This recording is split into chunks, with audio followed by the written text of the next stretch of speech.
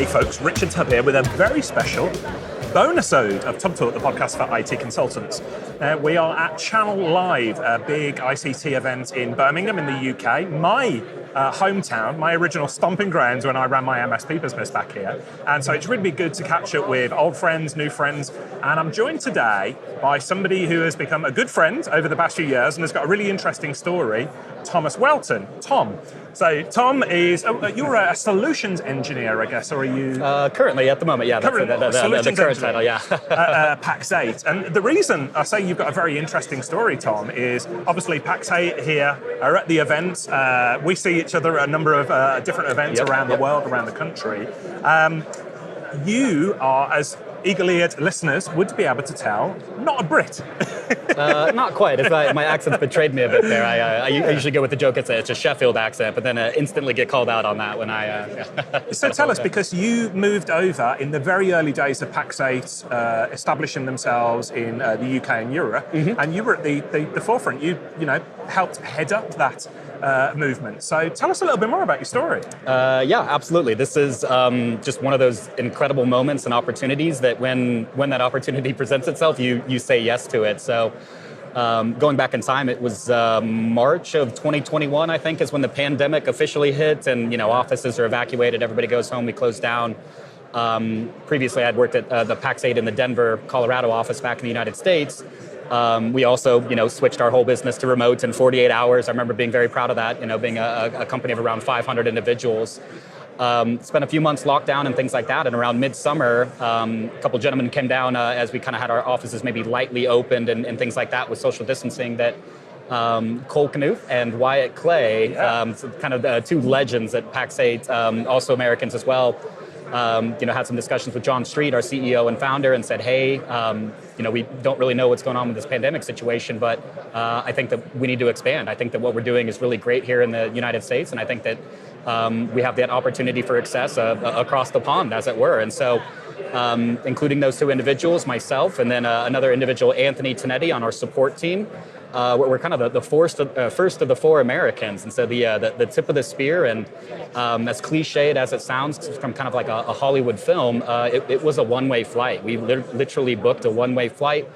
Had to get special permission from the government to come in and things like that, as we were able to, service, critical industries and things like that. We do take care of MSPs, which do take care of, NHS clients and critical services and things like that. So we very much, we're part of that infrastructure and getting the licensing up and running, getting those businesses supported.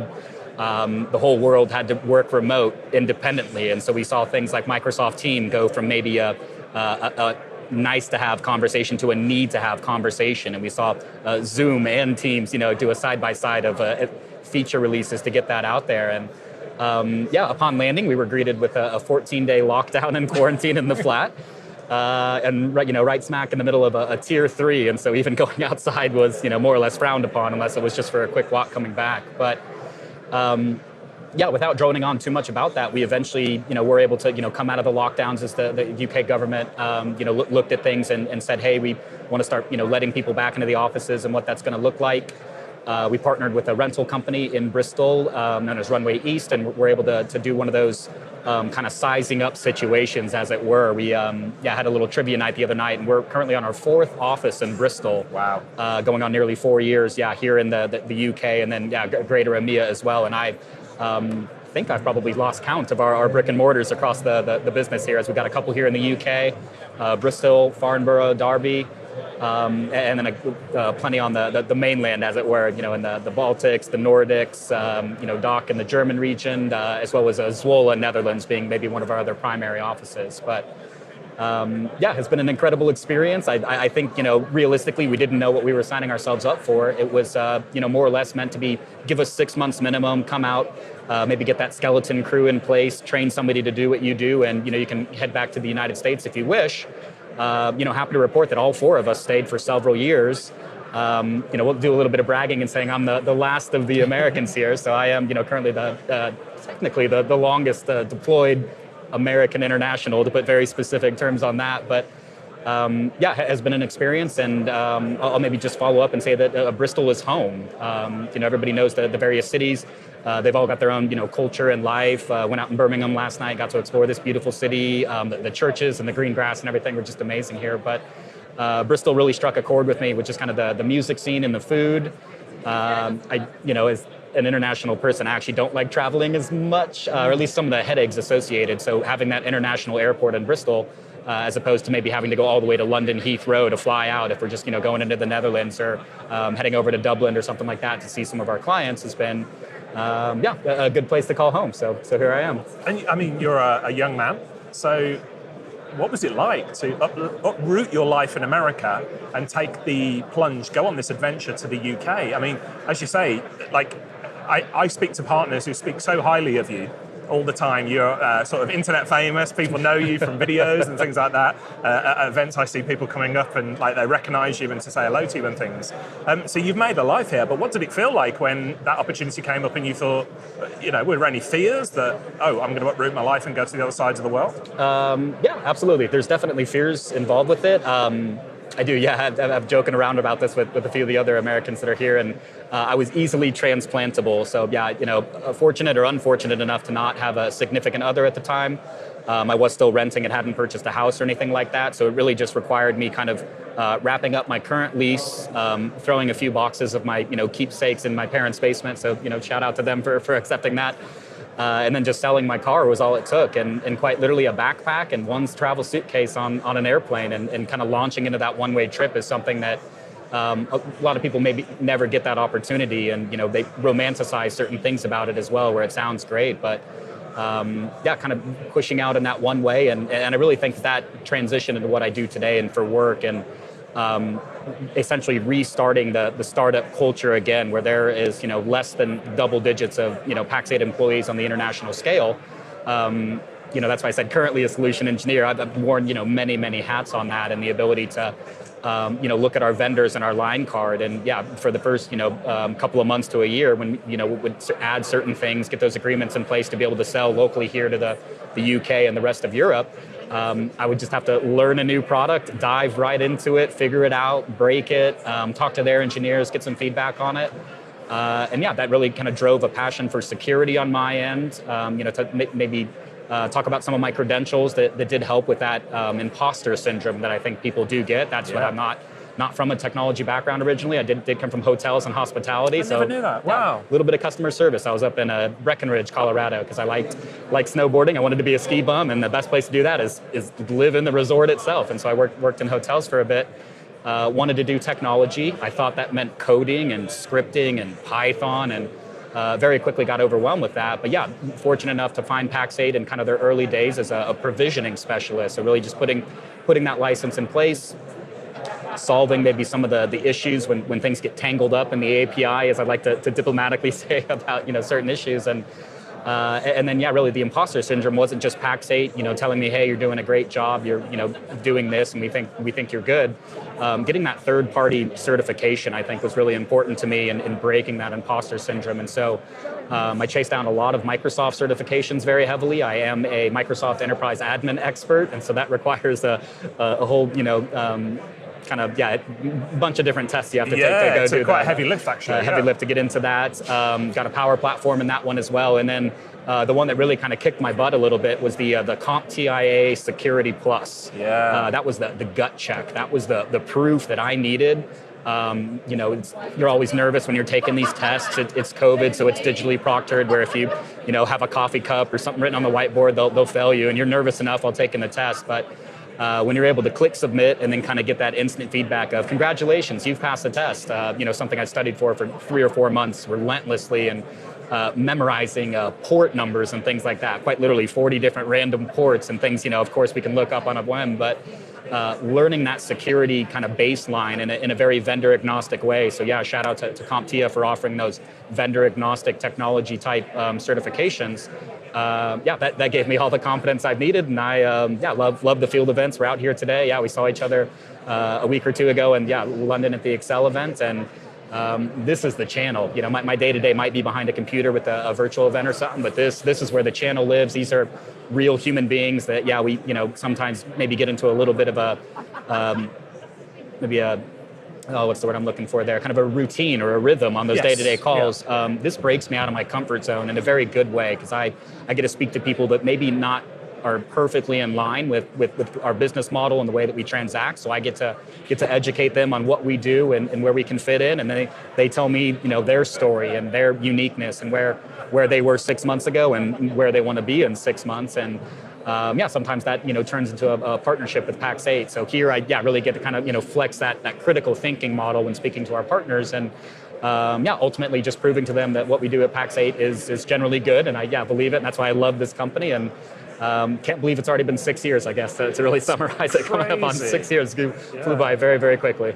I was writing an article the other day for a website called MSPX, and they asked me to say, well, I work with a lot of vendors as an advisor, as a consultant, vendors who perhaps come from North America into the UK, into Europe and things. And so I wrote this article that said, like, here are the common mistakes that vendors make, but one of the pieces of advice I gave was, Brits want to speak to Brits as a rule of thumb. However, they're totally okay, like, if you fly your best people in as like an advanced guard sort of thing and go in. And genuinely, and I say this as a huge compliment to you, people don't see you as an American like that I speak to, and I say that, I hope you take that as a compliment. I speak to partners and that, and when I mention your name, the faces light up and that.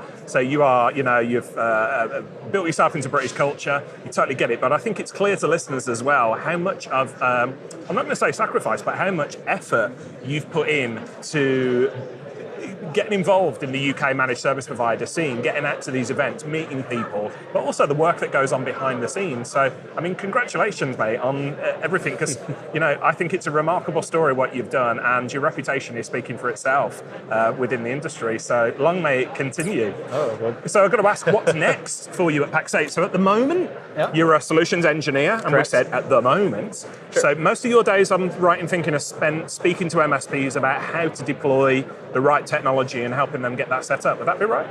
Correct, yeah. So, a quick breakdown is we have solution engineers and solution consultants. The solution consultants sit maybe a little bit between our account management and then the maybe more purist of the technology on the solution engineering end. A lot of those individuals came from the solution engineering team. So very specific shout out to Daisy Pike and Darren McGuire here in the UK, and Theo Wend out there in the Netherlands for helping be founding members of that team, and they've been highly successful in looking at that larger picture. And so I kind of assist with really bespoke conversations where it may not fit into some of the day-to-day, where that's I'm going to have 3 or 4 of these conversations and they're all going to follow more or less the same format. I'll be able to hop on with our account managers who I have great relationships with. I love our account management team. They're really good. We sit on the same floor and feed off each other's energy and things like that. And really just diving into those bespoke conversations where it's not quite, that traditional, vendor, distributor, MSP to customer kind of straight line model that we sometimes like to simplify on the whiteboard. Again, it's fun for me to break out of the comfort zone. It keeps me interested in it.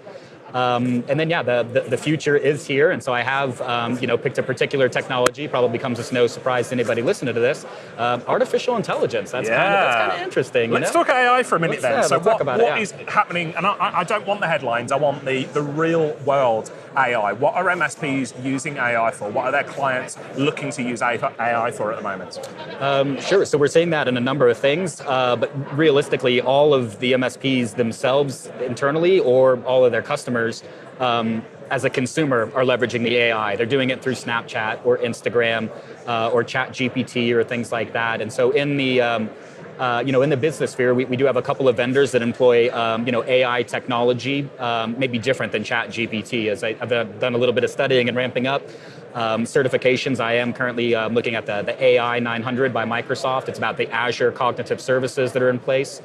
There's a difference between a predictive model or a chat bot or an object recognition, so that it can identify this is 2 coffee cups and a cell phone on a table is what I'm looking at. Really the talk of the town and implementation is the early adoption of Microsoft's Copilot. So that's the open AI Microsoft-backed version of it, and there's a lot of demystification that goes on with that. And I won't claim to be a knowledge expert on this as well. We've got a fantastic Microsoft team with Nathan Stokes and Evan Phillips specifically at PAX 8. They're going to have a chat with anybody about kind of the more nuances of this program. But realistically, we need them to know that you're not training the AI when you're using Microsoft Copilot. Every time you're punching something into that OpenAI or the ChatGPT online, your responses are helping build that AI model. There's a lot of confidential things that happen with business. There's a lot of secret sauces and things that just need to be kept sensitive, let alone compliance and GDPR and cyber essentials related. Copilot's able to achieve that by scoping in the data, making sure that users are have role-based access control into what they can look up and what they can access. And it's a technology with the power to do a lot of damage if it's not properly deployed. So I mean, just I don't want to be as grandiose in describing it like the invention of fire, but yeah, fire can be very destructive, or it can be very helpful if it's used right. AI is the same way, and overwhelmingly, this is not a tulip craze, is a turn of phrase I like to use sometimes. And some people say that it'll just be a tulip craze, and we won't be talking about AI in a year and a half from now. I think you and I might sit down in a year and a half from now and wonder at what we were on the cusp of, and not realize that we're living in that moment. Of course, hindsight being what it is, we'll look back and say, well, of course that was always going to happen, but today, right now, next week, next month, the things that are going out, that are coming on the web, potentially misinformation and malicious actors having access to these tools as well has made certain threat actors more dangerous than they might be, to not go super drawn into it. But the script kiddie is a very common type of threat actor. It's the single individual. They're not smart enough to write their own code. They can just log onto the dark web, download a ransomware package. All they need is your email, and they can fire that off and have it do all the damage at once. Now with the power of an AI chatbot, they can ask it, how can I make my ransomware even better, even stickier? How can I maybe wait for that backup communication to disable that first and then go in so I can go for it? So love the dynamics of security and kind of this cyber arms race that we're currently in against the threat actors. And excited to be playing for the good guys on the blue team here, and that comes from educating myself and then ultimately educating our partners as well. Yeah. The effort, Tom, that you put into keeping up to date with cutting edge technologies is truly remarkable. I think we live in remarkable times generally. It's really exciting times. As you say, it's a double-edged sword, though. It can be used for ill or it can be used for good. Here on Tom Talk, I released my very first synthesized episode recently, where I wrote the script and I didn't say a word of it. Like, I gave it to a computer that had modeled on my AI, that had modeled on my voice. It cloned the voice, and I released a whole episode. And we had such incredible feedback from people on that. But it wasn't a gimmick. The reason I did that is to say, hey, look, this is happening, and it is happening right now. And so I have said to people about that episode where, Richard Tubin, in quotes, air quotes, his voice was cloned and talking and that. Think about what could happen to your clients with cloned voices. Like if you've got a voicemail left on your phone, hey, transfer that money, across, or whatever it might be. So in the real world, we are seeing real, threats. What worries you about what's coming around the corner, or what are you actually seeing in the wild at the moment in terms of AI and how it is being used for ill? It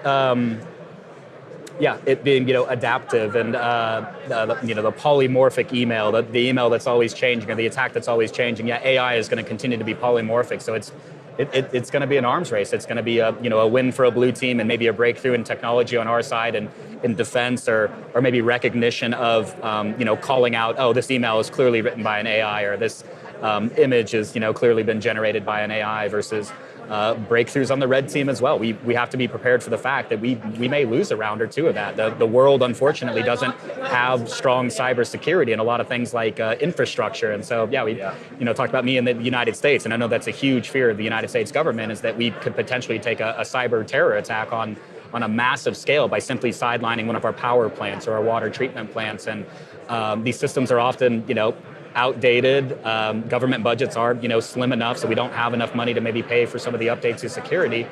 We're going to have to be conscientious about that going forward. So it's just going to be a very, very interesting world, and I don't think that anybody is particularly ready for it, and that's why I won't claim for myself to be the one to help us out and survive it. But we have to just be cognizant. We have to be vigilant about what's going on, and then just react almost as fast as the AI, and adopting the new technologies, configuring the new solutions, listening to frameworks, like cyber essentials and GDPR, and the United States catching up in certain frameworks, and a lot of that regulation is legal, and it takes humans months to sort it out in Congress or Parliament or the European Union to get stuff to pass. But the AI is not going to wait for any of that. It is marching ahead regardless of that. So we just have to be aware of that reality and do the best that we can with it. Not to be grim or just not to be negative about it, but it's potentially a daunting future that we're going into with this technology being out there in the wild. Well, let's finish on a positive note. Yeah. So we've talked about the things that are actually a little bit scary that you see out there, and you're at the cutting edge with this stuff, as as listeners can hear. What's the stuff that's exciting you? And I'm talking about specific applications or uses of machine learning or AI that you're looking at and going, oh man, I can't wait. That's going to be more mature in 3-6 months, and it's going to be showtime ready. What's that sort of stuff that's exciting you at the moment? Particularly, Microsoft Copilot is exciting. We of course, are going to sell that to our customers, but we're leveraging that internally. So it's getting to start playing around with some of the features. You're able to say, hey, I need to have, maybe we're going to attend a talk show or a trade show in a couple of months. My topic is going to be cybersecurity around AI. I can actually ask the AI to write me a presentation about cybersecurity AI. I can have it formatted in bullet points. I can chuck that into Microsoft PowerPoint. It'll turn it into a PowerPoint for it. And then I can reference an internal document at PAX 8, with our branding and our flavors and our color schemes and, all the text and everything to match our brand. And it'll go out and just kind of, put a fresh coat of paint over it. So that efficiency gain that's going to happen is astounding, because I'll ultimately be the one that will go through and review it. And yes, we will see instances in the real world where somebody publishes a PhD paper that clearly has just been written by AI without even a proofread. But for it to maybe do some of that work that would take me 3 or 4 hours going through a lot of clicking. I don't like formatting at all. Everybody's tried to format a Word document. That's where the AI can help out with it, so that I can focus just on the content itself and really get it set up. And one maybe quote I'd like to leave you with, and it it's very interesting. It was by Rob Ray, one of our chief officers back in the United States, came over and was giving a presentation about it. Very open with the company. I love how open our leadership is. Somebody asked him, hey, do we need to worry about our jobs with AI? Like, are we potentially facing an extinction event in certain sectors because of AI? And very confidently he said, no, the AI is not going to take your job. However, somebody that knows how to work with AI might compete for your job. And I think he hit the nail on the head with that statement, absolutely. So. Yeah, Rob, such a smart guy. Yep. And again, people often ask me, if we look at the amount of Tub Talks that we've done over the time, there are quite a few with PAX 8 staff like yourself. Daisy Piker, you mentioned, was one of the most remarkable interviews that I've ever done. Rob and others. And people say, well, you speak to a lot of PAX 8 people. I'll share it openly now. The reason I speak to a lot of PAX 8 people is there are a lot of remarkable people within PAX 8. So that's the reason to do it, not out of any unconscious bias or anything. It's just like we like shining a light on really smart, successful people on this show. And Tom, you are up there, my friend. Before we go, I've got to let you know this, and I know it makes you blush, but you've got a fan club. I've had people, so you very kindly came on to our travel log a couple of weeks ago when we were in London at the cybersecurity show, and we had wonderful feedback, and I had emails from people just today from MSPs all over the world saying, loved hearing Tom talk. So this is just a snippet. I'd love to get you back on the show at some point in the future, perhaps when people can hear the background noise here and that. We're in the middle of a show and Tom has really kindly taken time out of his day to sit with me and record this bonusode. I'd love to get you back on the show and we can talk at length about what's going on in the world, because people want to hear more of Tom Welton. Well, I suppose if people do want to hear it, then I'm happy to have that conversation. The learning's going to go both ways, so I might teach you something, but I want to learn something from you as well. So very, very happy to have those chats, and thank you for the kind feedback. That's very nice of you to say. So for people who perhaps listening to this and have heard you for the first time and want to reach out to you, continue the conversation, or perhaps they're not PAX 8 MSPs and they're like, wow, if this guy works at PAX 8, I want to find out more. Yep. How can they get in touch with you first of all, Tom? Absolutely. So LinkedIn is probably the easiest way. So Tom Welton, Welton. I'll spell it out with my American accent there just in case. But LinkedIn's a great one. You can reach out to me on my PAX 8 email address, as well as just twelton@pax8.com. If you're interested in maybe any of the topics that I've discussed today, or maybe just ask my opinion on certain things, or ultimately want to get involved at PAX 8, either send me an email or just hop over to pax8.com. We do have a very awesome website that's up to date. There's no kind of commitment or fee or anything like that with the Pax8 partnership. We truly stand on the value add, and if we're not getting it done, then we are unfortunately sad to see you leave. But if one of our competitors is doing something better than us, then we take that as an opportunity to do better. We didn't expand internationally so we could be good. We expanded internationally so we could be great, if not the greatest. We are hungry and we're moving forward. We're going to continue to expand. And again, Bristol is now my home. So yeah, it's a good base of operations here in the greater EMEA. And I couldn't be more excited for the next couple of years. So technology and AI very much included in that. Tom, you are a remarkable human being. Thank you, my friend. It's been a pleasure getting to know you a little bit more, and I think that speaks for the audience when we say we want to hear more from Tom Welton, so thank you. Oh, absolutely. All right, we'll hope to talk to you soon then. Cheers. Hey folks, Richard here. Thanks for listening today. I know you've got a ton of options for who you listen to nowadays, so I really appreciate your support. Do you have any feedback on this episode? Ideas for future guests? Tweet me at Tubblog using the hashtag TubTalk. I respond to every tweet and really appreciate your feedback.